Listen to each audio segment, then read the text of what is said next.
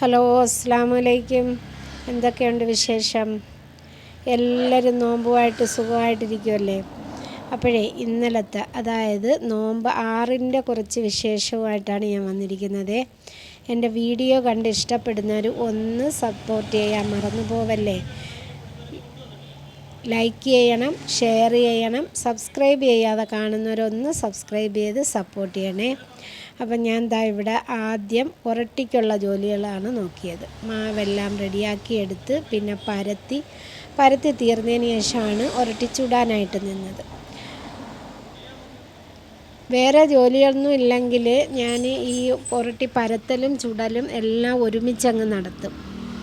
പക്ഷേ എനിക്കിപ്പം കറിക്ക് വേണ്ടുന്ന ഉള്ളിയൊക്കെ അരിഞ്ഞെടുക്കണം.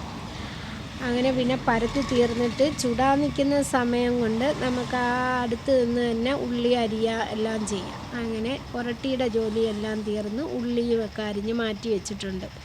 ഇനി നമുക്ക് കറി വയ്ക്കാനായിട്ട് തുടങ്ങാം. അപ്പോൾ ആദ്യം ചട്ടി ഒന്ന് ചൂടായപ്പോഴത്തേക്ക് മുളക് പൊടി, മല്ലിപ്പൊടി, കുരുമുളക് പൊടി, ഗരം മസാല ഇതെല്ലാം ഒന്ന് ചൂടാക്കി എടുത്തിട്ടുണ്ട്. ഇനി ഇത് നമുക്ക് വേറൊരു പാത്രത്തിലോട്ട് മാറ്റാം. എന്നിട്ട് ഞാൻ ഈ ചീനച്ചട്ടിയിൽ തന്നെ കുറച്ച് എണ്ണ ഒഴിച്ച് ചൂടായപ്പോൾ കടുകും ഇട്ട് അരിഞ്ഞു വെച്ചിരുന്ന സവാളയും ചേർത്ത് ഒന്ന് വഴറ്റി കൊടുക്കുന്നുണ്ട്.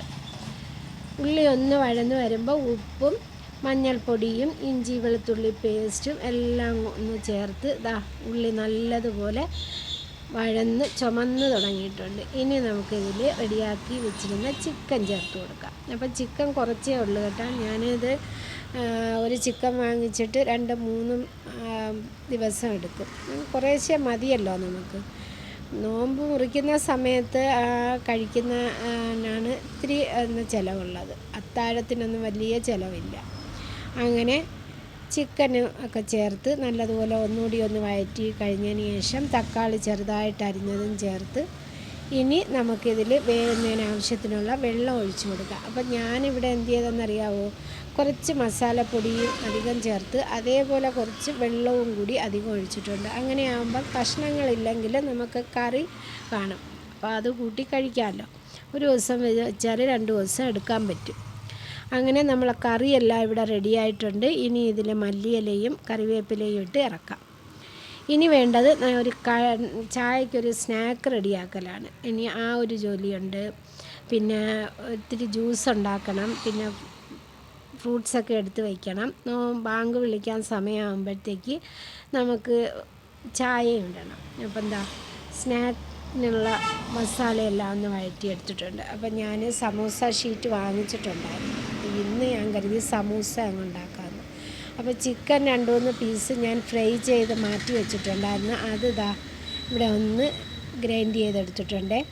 ഇനി ഇത് ഈ മസാലയിലിട്ട് ഒന്ന് മിക്സാക്കിയതിന് ശേഷം നമുക്ക് മല്ലിയിലയും കൂടി ഇട്ട് ഇറക്കി വയ്ക്കാം. ഏകദേശം ഇതൊന്ന് തണുത്തിട്ടുണ്ട്. ഇനി നമുക്ക് സമൂസ ഷീറ്റ് ഒന്ന് കോണാക്കിയതിന് ശേഷം അതിലേക്ക് ഇതേപോലെ കോരി വെച്ച് ഇതൊന്ന് ചുറ്റി ഒട്ടിച്ചെടുക്കാം. അപ്പം ഞാനിവിടെ മൈദ മാവിലല്ല ഒട്ടിക്കുന്നത്, വെള്ളം തൊട്ട് തന്നെയാണ് ഒട്ടിക്കുന്നത്. വെള്ളം തൊട്ടാലും ഒട്ടി വരും നല്ലതുപോലെ. അങ്ങനെ നമ്മുടെ സമൂസ എല്ലാം ഇവിടെ റെഡിയായി.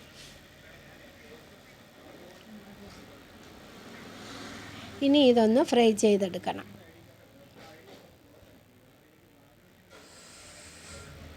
മുമ്പൊന്നും ഈ ഒരു ശീലമൊന്നും ഇല്ലായിരുന്നു. അത് മാത്രമല്ല, ഞാൻ ഈ എണ്ണക്കടിയൊന്നും വലുതായിട്ട് ഉണ്ടാക്കണ്ടെന്നൊക്കെ കരുതിയിരിക്കുകയായിരുന്നു. അപ്പം പിള്ളേർക്കാണെങ്കിൽ ചായ നോമ്പ് കുറിക്കുന്ന സമയമാകുമ്പോൾ സ്നാക്കൊന്നും ഇല്ലേന്നും പറഞ്ഞ് നിൽക്കും. അപ്പം കടയിൽ നിന്ന് വാങ്ങിക്കുന്നതിനേക്കാളും നമുക്കങ്ങ് ഉണ്ടാക്കിയെടുക്കാമെന്ന് കരുതി.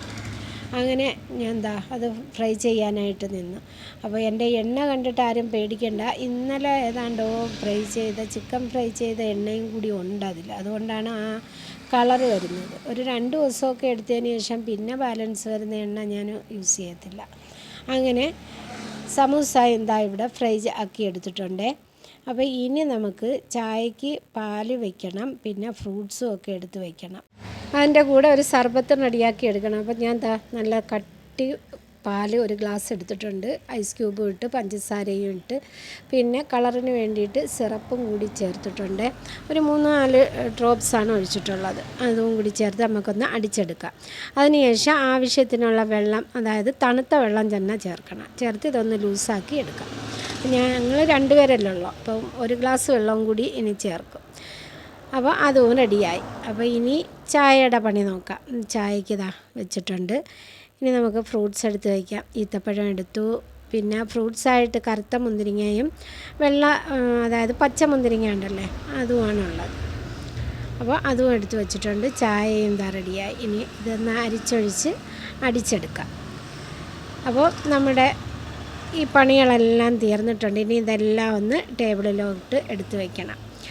അപ്പോൾ ഇൻഷാ അല്ലാ അടുത്തൊരു വീഡിയോ ആയിട്ട് വീണ്ടും വരാം. നിങ്ങൾക്ക് എന്തൊക്കെ ഉണ്ടായിരുന്നു ഇന്നലത്തെ നോമ്പ് തുറക്ക്? അപ്പം ഒന്ന് കമൻ്റായിട്ട് അറിയിക്കണേ. Okay, by.